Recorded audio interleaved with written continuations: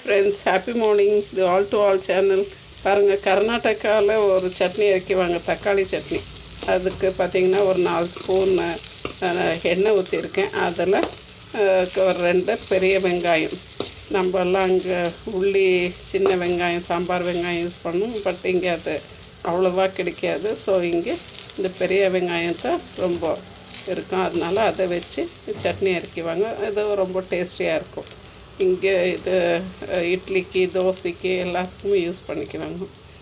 இப்போ நான் அதில் ஒரு பெரிய வெங்காயமாக போட்டிருக்கேன். ப்ளஸ் ஒரு 1/4 முடி தேங்காய் திருவில் போட்டு வதக்கிட்டு இருக்கேன். இப்போ இதோட நம்ம தக்காளி ஆட் பண்ணிடலாம். பாருங்கள், நல்ல பெரிய தக்காளியாக ஒரு 3 தக்காளி போட்டிருக்கேன்.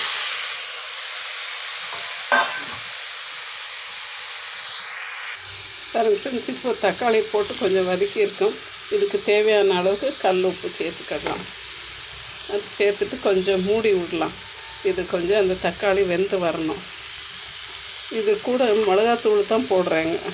மிளகாத்தூள் நம்ம காரத்துக்கு ஏற்றாப்புல இது எவ்வளோன்னுட்டுன்னு. இப்போ என்கிட்ட இருக்கிற மிளகாத்தூள் கொஞ்சம் காரம் ஜாஸ்தி இருக்குது. ஸோ இந்த ஸ்பூன் அளவுக்கு நான் போட்டிருக்கேன். உங்கள் காரத்துக்கு ஏற்றாப்புல போட்டுக்கோங்க. பாருங்க ஃப்ரெண்ட்ஸ், தக்காளி கொஞ்சம் நல்லா கிளறி விட்டு, வெங்காயமும் ரொம்ப வதங்கக்கூடாது, மீடியமாக வதங்கின அளவுக்கு போதும். இந்த தக்காளி போட சேர்த்து நல்லா வதங்கி வெந்து வரட்டும். இதை மூடி போட்டு கொஞ்சம் வேக விடலாம். பார்த்திங்கன்னா இங்கே ரொம்பவே அந்த ரவை இட்லி காய்கடை பண்ணுவாங்க. அதில் நிறைய வெஜிடபிள்ஸ் எல்லாம் சேர்த்துட்டு செய்வாங்க. ரொம்ப டேஸ்டியாக இருக்கும், நல்லா இருக்கும். அந்த ரவை இட்லி நம்மளுடைய அரிசி இட்லியோட ரவை இட்லி ரொம்பவே சூப்பராக இருக்கும். ஃப்ரெண்ட்ஸ், இப்போ நம்மளுடைய தக்காளி வெங்காயம்லாம் நல்லா வெந்து வந்துடுச்சு. இதுக்கு மெயின் திங் நம்ம மூடி போட்டு அந்த ஆவிலே தான் வெந்து வரணும். தண்ணி ஊற்றக்கூடாது. தண்ணி ஊற்றிட்டா அந்த டேஸ்ட் போயிடும். ஸோ தண்ணி ஊற்றாமல் இது கொஞ்சம் நல்லா ஆறுந்தோம் நம்ம அரைச்சிட்டு வந்துடலாம். பாருங்கள் ஃப்ரெண்ட்ஸ், நம்மளுடைய ரவை இட்லி காய்கடை பண்ணுவாங்க. காய்கடவும் இந்த தக்காளி சட்னியும் சூப்பராக ரெடி ஆகிடுச்சு.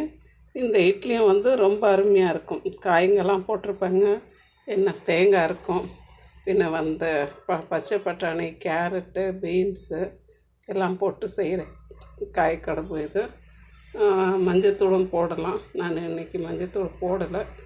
வேணும்னாக்கா மஞ்சத்தூள் போட்டு கலர்ஃபுல்லாக பிள்ளைங்களுக்கு கொடுக்கலாம். தேங்க்யூ ஃப்ரெண்ட்ஸ், தேங்க்யூ ஃபார் வாட்சிங் இது all to all channel. Thank you.